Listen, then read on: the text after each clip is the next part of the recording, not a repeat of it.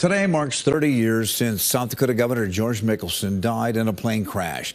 KELOLAND's Carter Schmidt looked back into our archives to recap the events surrounding that tragic day. Good evening, Carter. Good evening, Don. On April 19th, 1993, a plane carrying Governor Mickelson and 7 others crashed after hitting a silo in Iowa and landing in a field. From the crash itself to the memorial service, it drew attention from those in the state and beyond.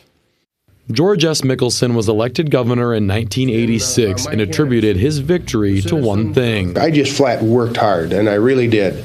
In April of 1993, Mickelson, other state leaders, and members of the Sioux Falls Development Foundation stuck to that saying while on an economic development mission, fighting to retain the state's largest agricultural processing employer, John Morrell.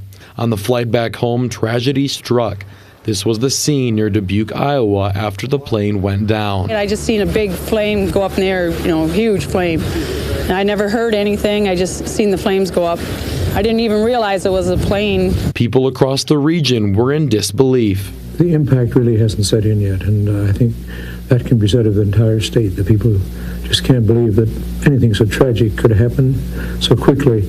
A story by former KELOLAND news reporter Vernon Brown came the next day from Pierre.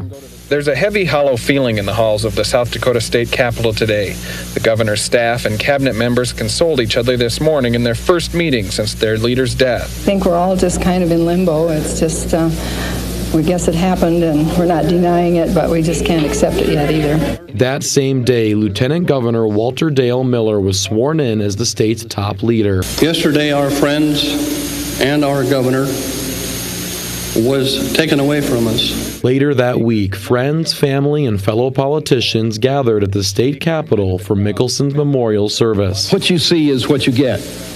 And I tell you, with George Mickelson, we all got a very great deal indeed.